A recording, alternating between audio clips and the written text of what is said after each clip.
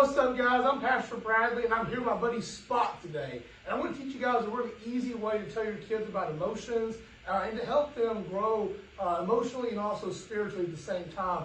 We're going to put a little Christian spin on this, okay? This is a very popular series. It's a little Spot of. This is Spot. He's what they call an emotion detective, okay? Takes a little magnifying glass and he looks around and sees different emotions, okay? And how different emotions cause us to do certain things and how we can control those emotions so we can respond in a more appropriate way. And ultimately, I'm going to take a little spin on that and how we can respond in the way that Christ would want us to.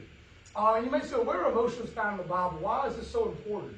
Well, it says here in Proverbs 15:13, a glad heart makes a cheerful face, but by sorrow of heart the spirit is crushed. In Ephesians 4:26-27, it says, be angry and do not sin. Do not let the sun go down in your anger and give no opportunity to the devil. And then in Romans 12:15, it says, rejoice with those who rejoice, weep with those who weep. So where are emotions found in the Bible? Everywhere. They're all in the Bible. And the Bible gives us a wonderful tool to tell us how we can properly respond to certain things. When different emotions come up like anger and sadness, what's the biblical way to respond to that? But it's hard sometimes when you go through the Bible with a kid that's 5 years and under to really understand what does it mean to rejoice with those who rejoice and to weep with those who weep. So this is a wonderful tool, a little Spot of. It kind of helps kids navigate emotions. And so I want you guys to take this today, and hopefully when I put the Christian spin on it as well, we can use this tool as well as the Bible, which is our ultimate tool, to really teach our kids how to regulate emotions and to learn how to handle those in a really powerful way. So the very first lesson today, really, really simple, is you can tell your kids that when they feel all these emotions on the inside, they don't know how to describe them or how to act upon them, they can feel scribble. Okay, this is scribble. You don't have to buy the little toys. You can just make a little drawing with a bunch of little lines all in it. And it's somebody, you feel scribble on the inside. You have all these things going on inside. You don't know how to act or how to talk about them, so you feel scribble, okay? But through our emotion detection here, we can look and see what all these feelings we're having. Okay, what are the feelings we're having on the inside, and how can we respond to them? One of the very first things I tell kids is, look at your face. And look at other people's faces. If your face is kind of down and eyebrows are turned down, you're probably feeling sad. That's what sadness is. You look around your other friends and they're smiling and they're high-fiving and things like that, they're probably happy.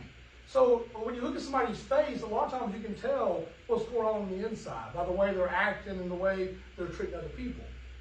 And you can also begin to see certain emotions like sadness. When you have sadness come upon you and you're feeling kind of sad on the inside, you're feeling down, you don't feel like being with your friends, you're feeling isolated, there's other emotions that can come along sadness and cheer you up a little bit. And one of those is love. So this is what we're going to talk about today.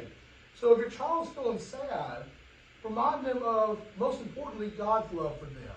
Remind them that even in their worst days, even in the days that are the hardest for them, and they don't know how to act, that God loves them. God sees them. God's there for them. God's waiting with open arms for them to come to Him. And tell them that with a little bit of love, when you put love in that sadness, you begin to not feel so sad anymore, and a new emotion comes up, which is happiness. And you begin to feel happy again. And with Christ, knowing that God's love is always there for us, even on our saddest days, we can still have a little bit of that happiness, which is called joy. So I want you guys to talk to your kids about that today. Talk about what sadness is. When they feel, what makes them feel sad? What makes their face drop? What makes them cry? What makes them feel that emotion? And then remind them of things that are most importantly God's love for them, but also that you love them. Their friends love them. Their teachers love them. And encourage your kids when they see this emotion in others, when they see other kids sad and crying or upset or by themselves, remind them to show God's love to that person, because when they show God's love to somebody that's sad, they can turn their sadness around and bring happiness out as well. So maybe that means saying a kind word to your friend. Maybe that means that a friend is not playing with others and they feel sad about no one wants to play with them. Invite them to play along with you. Maybe it means that if a friend's in a corner and they're just really upset about something that happened at home, maybe it just means being a good listener. Listen to your friend, let them talk about it, let them get that emotion out, and give them a hug or a high five, something that shows them that you care about them and you're listening and you're there for them.